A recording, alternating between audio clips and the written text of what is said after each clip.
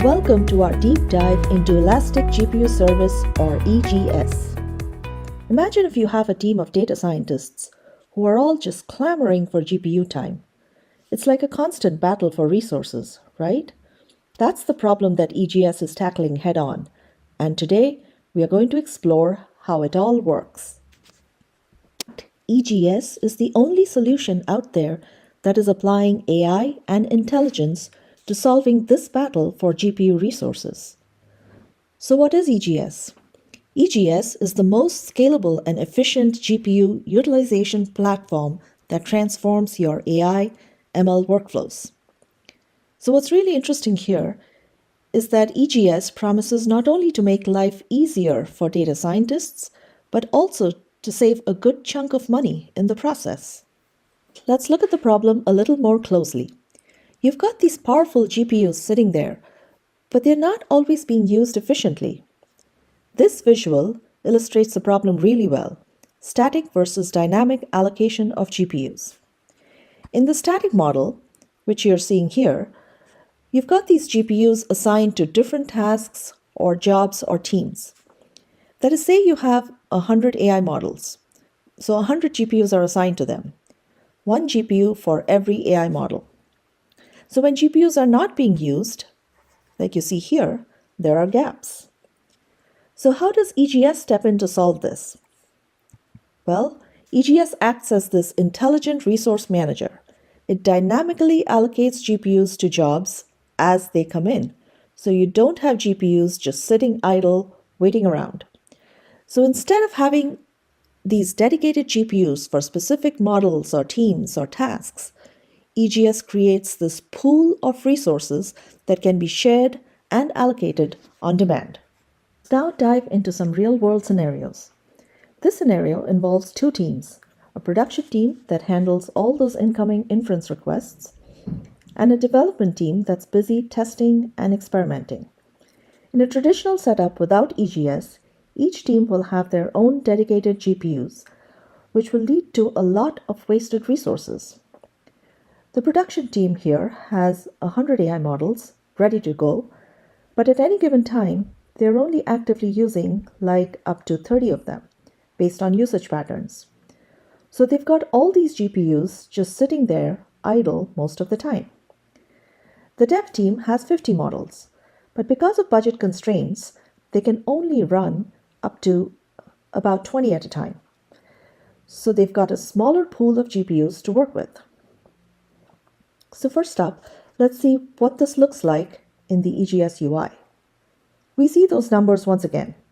A total of 120 GPUs that are allocated.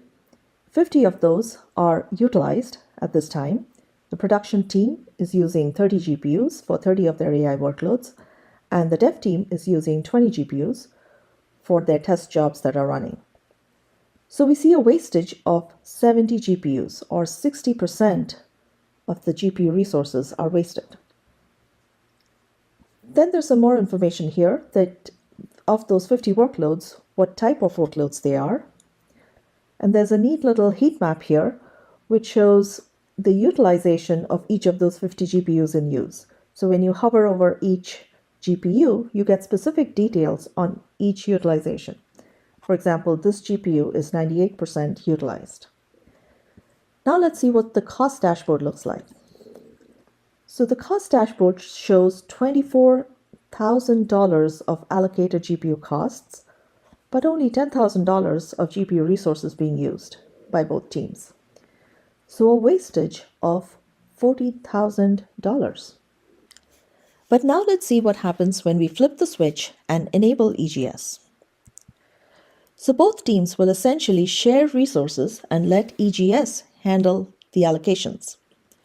The production team still needs to make sure that they handle those 30 concurrent AI models, so EGS reserves 30 GPUs specifically for them. But what about the dev team? The dev team needs at least 5 GPUs available at all times to ensure that they can keep their critical tasks running. So that leaves a pool of 35 GPUs that EGS can dynamically share between the two teams as needed. So we don't need 120 GPUs allocated as we saw in the static model. That's a whopping 70% less GPU resources allocated right off the bat. So with so few allocations, how does EGS handle those fluctuations in demand? Let's explore that. At time t0, at this point in time, the production team is running 25 models and the development team is running 10. Okay, so they both are well within their allocated limits. What does the EGS dashboard show for this scenario? It shows that only 35 GPUs are allocated in total, 25 for production and 10 for dev. And here's where it gets really interesting. Even though both teams have access to a larger pool of GPUs, EGS is only allocating what's needed at that specific moment. So it's not blindly allocating these resources. It's actually analyzing the demand and adjusting accordingly. And the GPU wastage on the dashboard highlights this beautifully. Every single allocated GPU is actively running a workload. So even with those fluctuating workloads, EGS is managing to squeeze out all that inefficiency. That translates directly to cost savings as well. This cost analysis view shows that the total GPU cost for this period is significantly lower than it was with the static allocation model. Every dollar spent on GPUs is actually contributing to running these AI workloads. Now let's see what happens when there's a surge in demand. The production work jumps from 25 to 30 models, and the dev workload drops to 5. Okay, so now we have a situation where one team needs more resources while another team needs less. EGS responds seamlessly. The dynamic allocation dashboard for time T1 is now showing that EGS has automatically adjusted the allocation. The production team now has 30 GPUs, while the dev team has 5. But here's the key point. The total number of allocated GPUs remains at 35, and there is still zero wastage. So EGS is like a master juggler, effortlessly keeping all those GPUs in the air and making sure no one drops the ball. Here's something interesting too. The job priorities leaderboard on this dashboard shows that it takes job priorities into account while making the allocation decisions. So those high priority production jobs are always going to get the resources they need. You don't want a critical production job getting stalled because a low priority development task is hogging up a GPU. Now let's fast forward to time T2. In this scenario, the production traffic has calmed down and they're only running 5 models. But at the same time, the development team is now able to run all 20 of their models. So it's like the perfect opportunity for EGS to shift those unused resources from production over to development. The dynamic allocation dashboard for T2 now shows that the production team's allocation has been reduced to 5 GPUs, while the dev team now has 20. Even though the dev team is now running more workloads, the total GPU cost remains relatively low. So we are seeing improved utilization, reduced costs, and enhanced operational efficiencies. It's clear that EGS can be a real game changer for organizations running AI workloads. Let's shift gears and explore how EGS empowers data scientists to work more effectively. One of the key features is the EGS SDK/API/notebook. So instead of having to manually request and manage GPU resources, data scientists can use code to do it. This is a snippet of Python code that demonstrates this.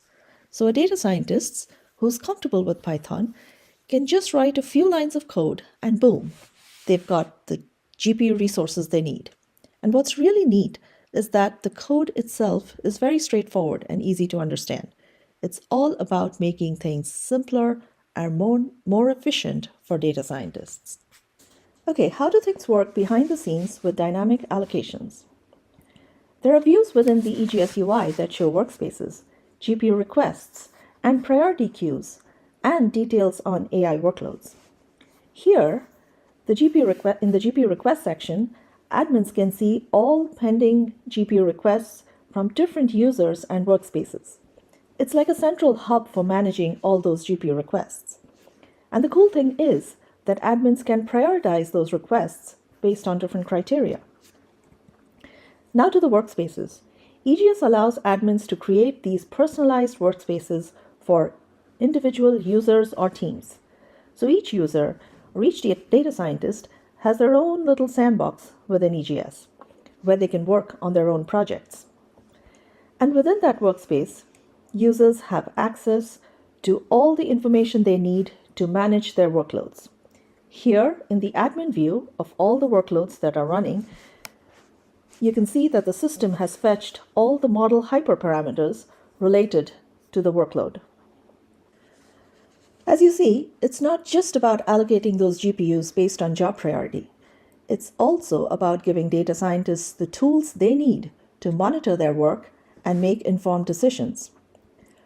From a security perspective too, these workspaces play a very important role.